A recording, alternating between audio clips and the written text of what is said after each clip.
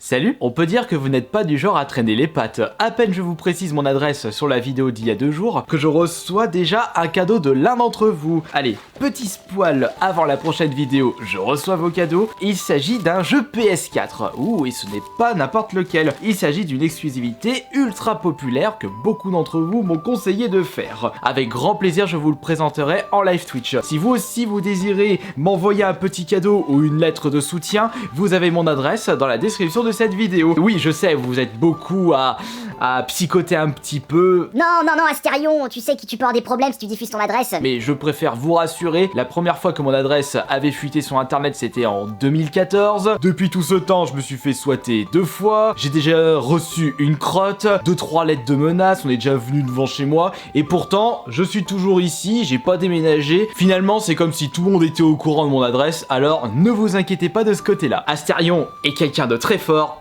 mentalement. À travers ce nouveau top 10, je souhaite vous présenter mes plus belles trouvailles faites en magasin cash. Que ce soit Cash Converter, Easy Cash, Happy Cash, Planet Cash, il y avait aussi Affaires. Ce style de magasin où le principe c'est que des clients viennent dans le magasin pour vendre leurs produits et justement le magasin revend les produits qu'ils ont achetés aux clients plus cher pour tirer un bénéfice et également payer les employés ainsi que les frais. Non, là je peux pas, avec les pieds je peux rien faire. Il est vrai que j'ai pu dénicher pas mal de bonnes affaires depuis que je fais les magasins cash, mais aujourd'hui c'est extrêmement compliqué de trouver de sacrées pépites en rétro gaming et même en récent, tellement les magasins sont au courant des Argus. Certes, vous pouvez tout de même trouver de petites pépites assez sympathiques pour la collection, comme récemment ce Button Kaito sur la GameCube, en excellent état, complet, mais je n'ai pas acheté que 4-5 euros, j'ai mis quand même 55 euros pour le récupérer. Mais à l'époque, c'est-à-dire en 2013-2014, je peux vous garantir que les prix étaient dérisoires et lorsque vous allez voir le top 10, vous n'allez pas en croire vos yeux. Nous allons commencer avec un accessoire sorti sur la Super Nintendo qui se nomme le Nintendo Scope 6. Seuls les plus anciens d'entre vous connaissent cette machine qui est en fait un énorme bazooka utilisable pour votre Super Nintendo en tant que manette. Bien entendu, vous ne pouvez pas jouer à Mario Kart ou à Super Mario World avec ce bazooka, mais il y a une compilation de 6 mini-jeux dans une cartouche dédiée où votre but sera justement de tirer sur des souris qui sortent de trous, tirer sur des missiles avant qu'ils atteignent le bout de l'écran. Vous avez également un espèce de Tetris-like et vous allez retrouver avec ce Nintendo Scope 6 des sensations que vous ne retrouverez pas avec d'autres machines et d'autres accessoires. J'avais pu me le procurer pour 50 € en boîte complet. Et ça reste tout de même un bon prix pour une machine qui aujourd'hui est assez recherchée, surtout en boîte. Pour la suite, je vais vous présenter une bonne affaire pour la console Xbox première du nom. C'est le Jet Set Radio Future. Oula, il se peut que beaucoup d'entre vous ne connaissent pas ce superbe jeu de la Xbox. Sorti uniquement sur Xbox en 2002, Jet Set Radio Future est la suite du premier opus sorti sur Dreamcast. Dans ce mélange de jeux d'action et de sport, votre but sera de taguer les bâtiments tout en faisant des tricks en roller et en tentant de fuir la police. Bande son techno, graphisme cel shading, il est encore aujourd'hui un jeu possédant un genre propre à lui. Et si je vous le présente dans ce top, c'est parce que tout simplement, lorsque je l'avais vu à un affaire, c'était d'ailleurs l'affaire de Chambéry, faut dire qu'à l'époque, je n'hésitais pas à valdaguer à droite à gauche pour dénicher les meilleures affaires dans les magasins cash. Aujourd'hui, ça sert plus à rien, c'est devenu extrêmement rare et surtout, ça va me coûter plus cher en essence et en autoroute. Il était à moins 50% tellement les gens s'en branlaient. Je crois que je l'avais payé pour 3 €. Alors que c'est un jeu qui, même aujourd'hui, il est pas si commun que ça et il est même recherché par les fans de cette série qui avaient pu découvrir, tout comme moi, le premier opus sur la Dreamcast. Nous allons passer à un très célèbre jeu PS2 et il s'agit de Shadow of the Colossus. Avant de sortir sur PS4 en 2018 et sur PS3 en 2011, il était de base sorti en 2006 sur PS2. Développé par la team Ico, qui ont pu développer plus récemment Last Guardian, il s'agit d'un jeu d'action-aventure où votre but sera de trouver et de combattre 16 colosses. Un jeu qui ne plaira pas à tout le monde, sachant qu'il n'y a ni donjon, ni interaction, ni ennemis mis à part les colosses. Mais l'univers qu'il propose en vaut la chandelle. Cette trouvaille est assez particulière parce qu'il faut savoir qu'il existe deux versions boîte de ce jeu. Vous avez la version standard, une boîte standard, et vous avez la version cartonnée.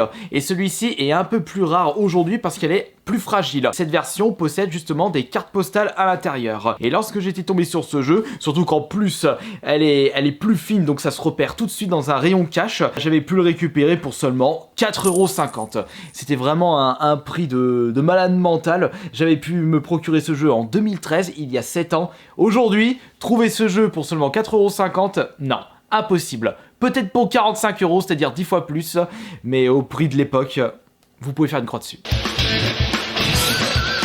Et pour la suite du top, il n'y aura que du Nintendo et du Nintendo Retro Gaming, à commencer par le Mario Superstar Baseball. C'était une découverte assez récente, je dirais que je me suis procuré ce jeu peut-être en 2016-2017, oui c'est récent par rapport aux autres trouvailles, mais on va dire que c'était la seule fois où j'ai pu voir de mes propres yeux ce Mario Superstar Baseball qui était sorti en 2005, trouvé dans un état proche du neuf pour la modique somme de 15 €, et franchement j'étais extrêmement content d'avoir pu dénicher ce jeu que je n'ai toujours pas testé depuis tout ce temps. Mais je ne sais pas s'il est aussi bien que d'autres jeux de sport de Mario. Après tout, on peut faire confiance à Nintendo puisqu'ils nous ont pondu un super jeu de foot avec Mario Football Striker, mais également un bon jeu de tennis avec Mario Power Tennis et tant d'autres.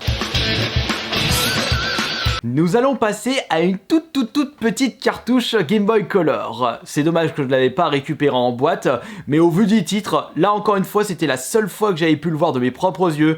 J'ai sauté tout de suite sur l'occasion, surtout parce qu'il était proposé à seulement 2 €. Resident Evil Gaiden. Vous pouvez totalement oublier le style de l'époque avec celui-ci. Sorti uniquement sur Game Boy Color en 2001, vous devrez combattre certes les zombies, mais dans un système de jeu d'aventure en vue du dessus, avec des phases de combat similaires aux rail shooters comme Time Crisis ou House of the Dead, mais sans les sensations, avec un système maladroit. Un peu logique au vu des capacités techniques de la console portable de Nintendo.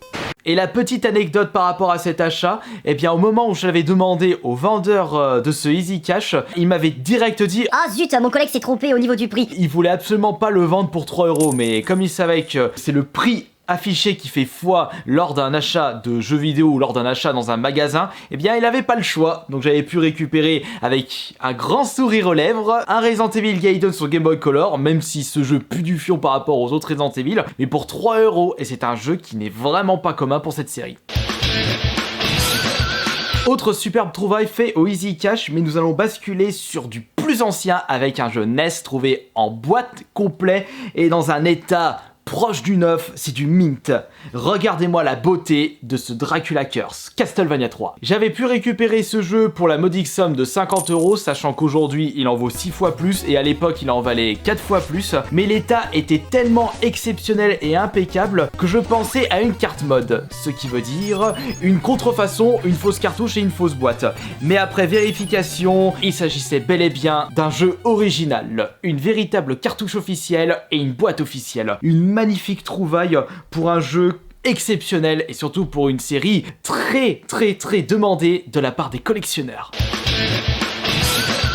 Pour la suite de la vidéo, je n'aurai pas besoin de vous présenter en détail les jeux que je vais vous présenter, sachant qu'ils sont assez populaires. À commencer par, bien entendu, le Mario Kart Double Dash. Le Mario Kart sorti sur la GameCube où vous pouvez jouer à 2 sur le même kart.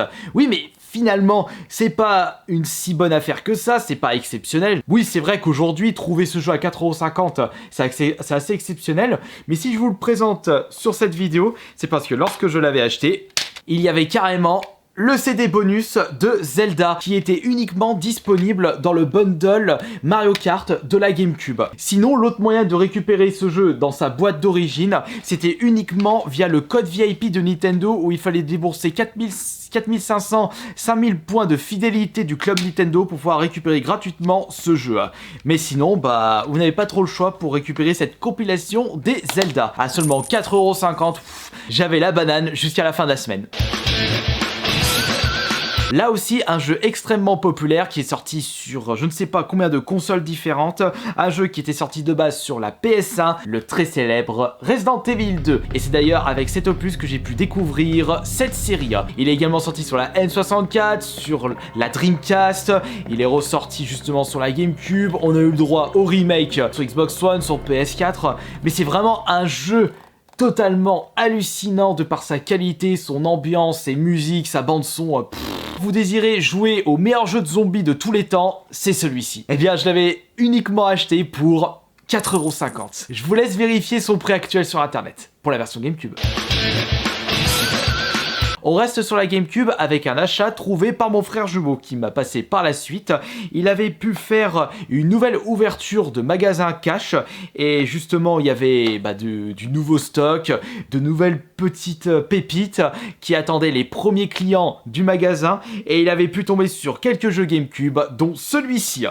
Le Paper Mario, la porte millénaire que je considère comme le meilleur de cette série, avec vraiment un super côté RPG, une superbe ambiance, superbe histoire, et franchement moi qui ne suis pas du tout RPG, celui-ci fait partie des exceptions, et regardez à combien mon frère l'avait trouvé. On va dire que trouver un Paper Mario sur GameCube à seulement 1,99 €, aujourd'hui c'est devenu limite impossible.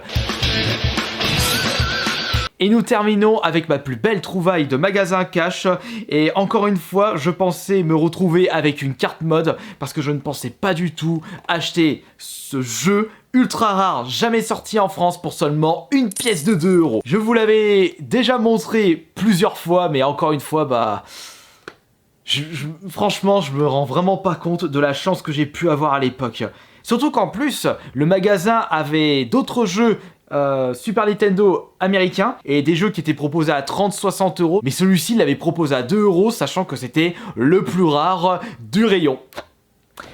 Le Earthbound, qui est en fait un RPG jamais sorti chez nous où vous contrôlez le très célèbre NES. Et justement, on ne connaissait pas son existence puisqu'il n'y avait jamais eu de Mover ou de Earthbound sorti en France. Et nous, joueurs français, on avait pu découvrir pour la première fois NES avec le Smash Bros 64 en tant que personnage caché. Je vous avais carrément proposé une vidéo pour savoir si ce n'était pas une cartouche fake que j'avais pu acheter à 2 €. De toute façon, si c'était le cas, c'est pas grave, ce n'était que 2 € de perdu. Mais non, c'était une cartouche originale.